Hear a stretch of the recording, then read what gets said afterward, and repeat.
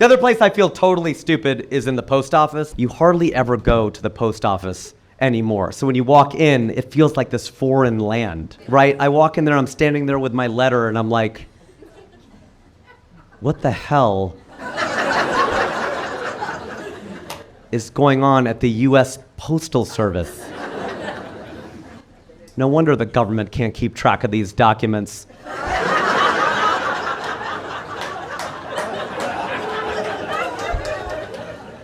Metered mail, stamped mail. What the hell is metered mail? This has a stamp on it. Does that mean? Because once I drop it in there, it's all over.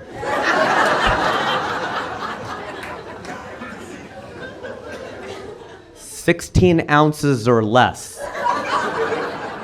Should that be fewer?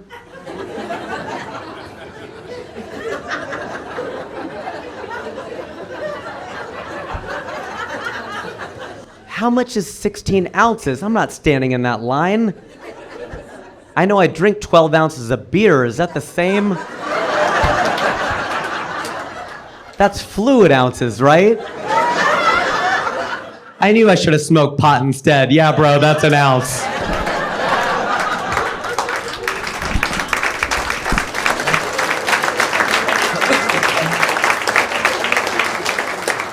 Sometimes I wish I would have smoked pot, because I think I would have been one of those one-liner stoner comedians. Because those one-liner stoner comics crack me up. I love that stuff. Especially when they say things like, shoot for the moon. That way, if you miss, at least you'll land amongst the stars. Whenever people say that to me, I think, wow, this person does not understand astronomy. I'm thinking about getting one of those "Jesus is my co-pilot" bumper stickers, just so I can use the carpool lane. If you're a smartass, do you have a wisecrack? You know, my Buddhist friend sends me emails with "please see detached."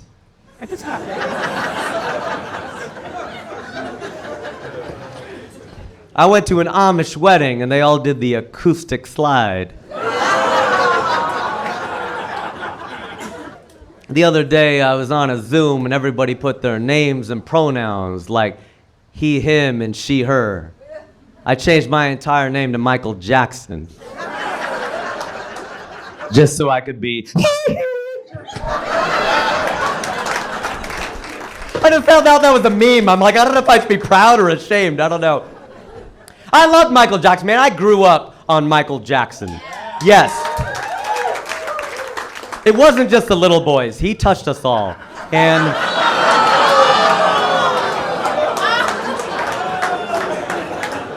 I'm a big fan of black music in general, pop, funk, disco, but I'm a big hip-hop guy. And hip-hop has a different tradition. It came out like the blues. It was oppressed music in the 80s, and that was a very, very different thing until 1992. When Biggie Smalls dropped the lyric, "Birthdays was the worst days, now we sip champagne when we thirsty."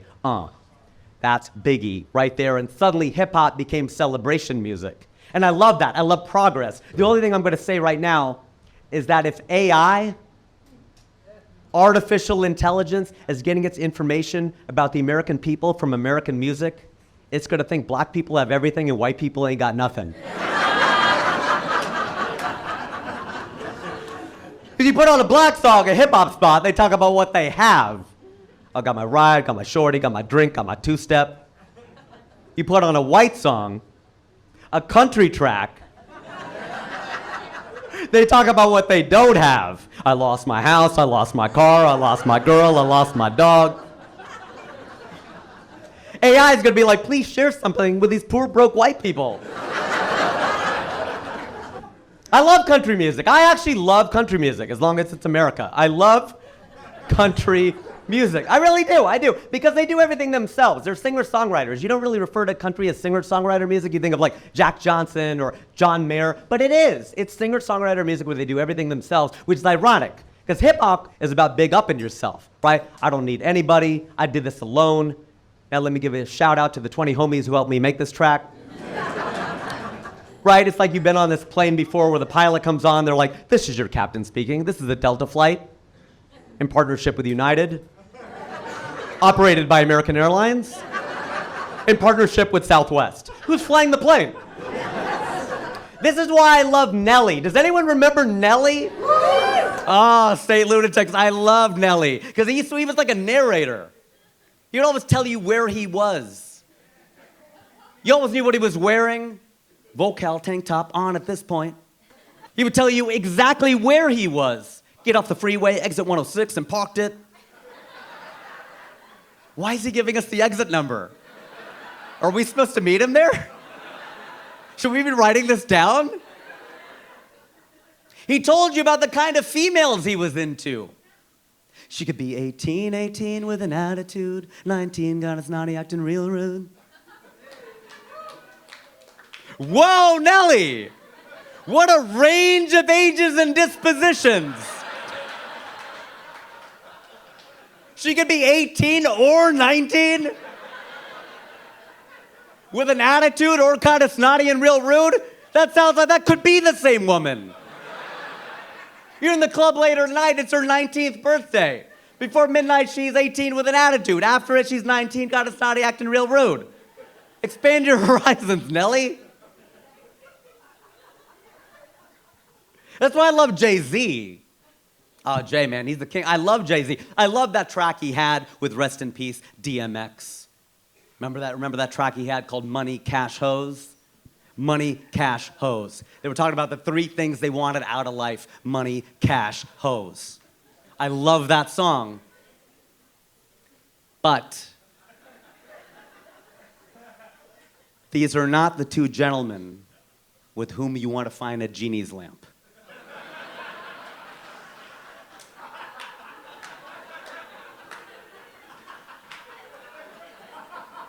You rub it, the genie pops out, you get 3 wishes. We'll take money, cash. You dumbass, it's the same thing. Let's get some hoes and go home. Hoes. What a word. You don't hear that word much anymore. That's probably a good thing. Because I remember the House of Pain song. Remember that? House of Pain? They had that song called Jump Around. And he goes, I'll bust him in the eye. Then I'll take the punk's hoe. Jeez. It's kind of aggressive. I was an innocent suburban kid. So I thought he was saying, I'll bust him in the eye, then I'll take the punks home. I was like, well, that's nice of him. You get your ass kicked, but you get to ride to your house. So I was telling you about how I moved from Cincinnati to LA. That whole thing was a tangent, because I'm a tangent. 2006. I moved to Los Angeles, and I am single. Because I'm a professional comedian. Ain't nobody dating you in this town. If you're broke, man, it's tough. In LA, dating is hard. You hear that all the time. And then people will tell you from other cities, like, dude, dating is hard everywhere. No, LA is a special kind of dating hell. And I'll tell you why. It's because everybody's selling and nobody is buying. There's a surplus of everything. You go to a party, everybody's looking for someone better to talk to. The guy right in front of you is like, subscribe to my newsletter, listen to my podcast, come to my show, and that's just me. I ended up getting really good at talking to women at bars. I spent a lot of time talking to women at bars, and all my male friends, all my man friends are always like, why are you always talking to women at bars? I go, because they're my height. The thing, all my guy friends are 6 feet tall. I got tired of doing this all the time. I wake up the next morning with a crick in my neck. And all these people are like, what, did you get some action last night? Did you go down on a girl? I'm like, no, I went up on a guy.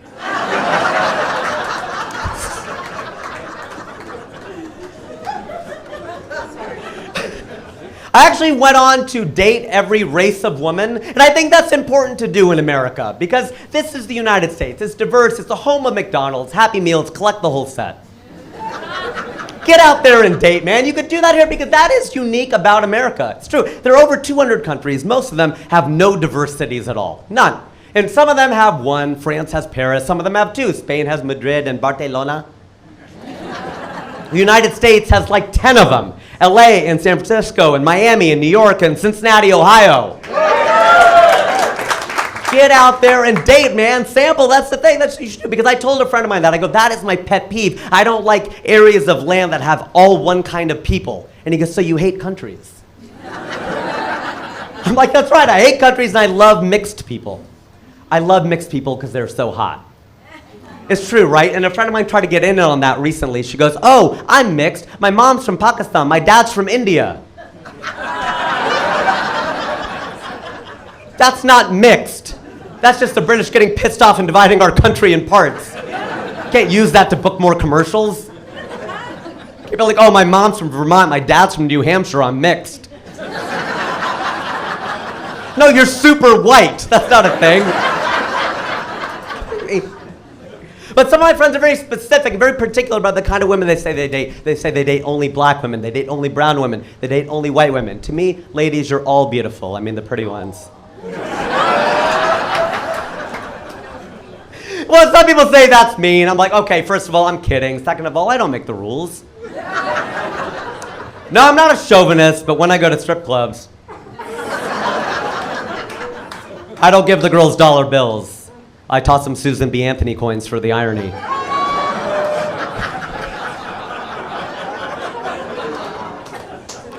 I actually met my wife on OkCupid.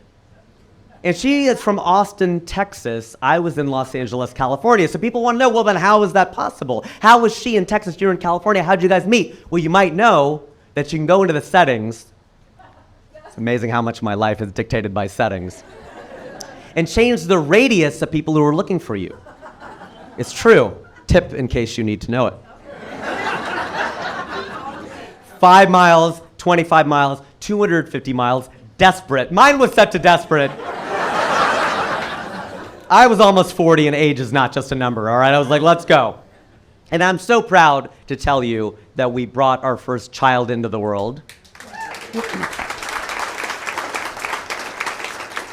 His name is Naveen, and in Hindi, that means new. So I guess we're gonna have to rename him every year. But it was the only name on which Harsha and I agreed. Because it's hard. Indian male names are hard. Indian male names are like penises. I really only like my own.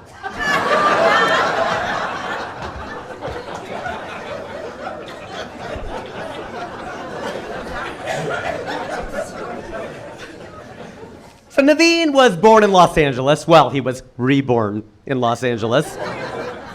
And he was born in the year 2021, which makes him a COVID baby. The great thing about having a COVID baby is you know it's yours.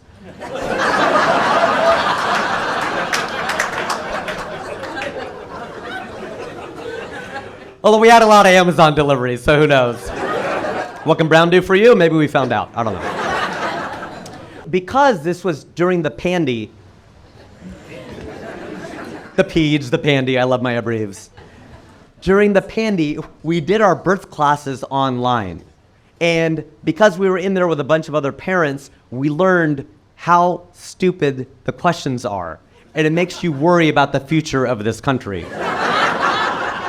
Or the present, because these people are already here having kids. Okay? Somebody asked, they were like, look, this was during the pandemic, okay? So you were allowed only one visitor in the room. Everybody got it? One visitor in the room. It's during the pandemic. They have to be safe. It's California, all that stuff. One visitor in the room. So then people started asking, well, can anyone else come in? No, one person. It kind of helped us out because all 4 grandparents came to stay with us for a short Indian visit of 3 months.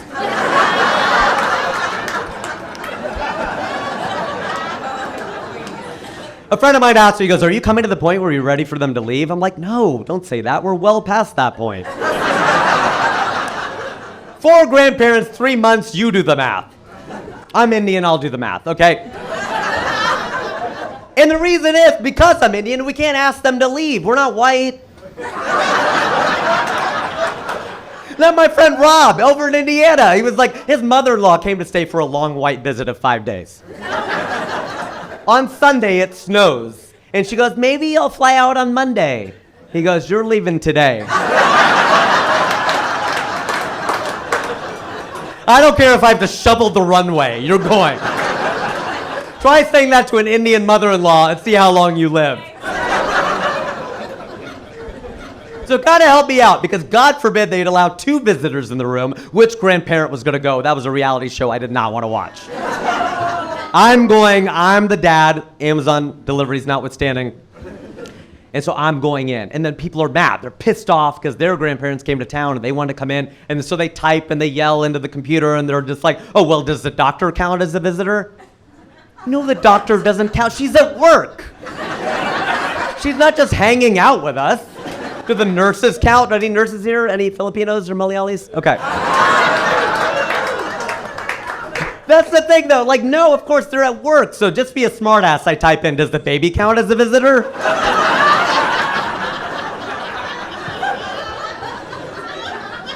Could you imagine that bit? Naveen pops out. Sorry, buddy, you gotta go. One at a time. Oh my gosh. And then somebody asks a question that I will never get over as long as I live. This guy goes, when do we use the for? Like, what? When do we use the for? And we're as confused as you are right now.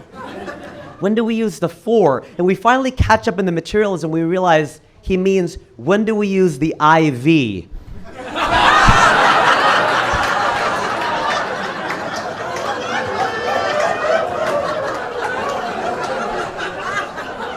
Who defaults to Roman numerals? The guy who names the Super Bowls? Like, well, what are you doing? Eventually, we found out that Naveen's blood type is B positive, and as Asian parents, that's the last B plus we let him get.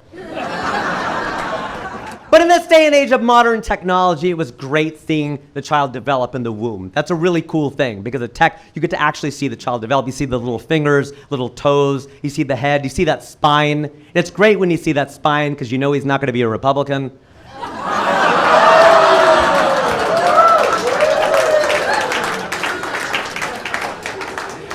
Oh, he sleeps a lot too, so he's like Joe Biden. Okay, all right, I could be bipartisan. I'll leave you with this.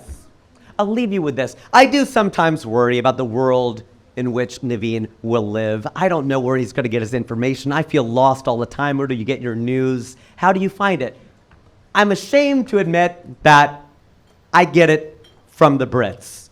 All right, from British news. I definitely read and watch British news, like the BBC, The Guardian, The Economist, because I told you, we believe anything in that accent.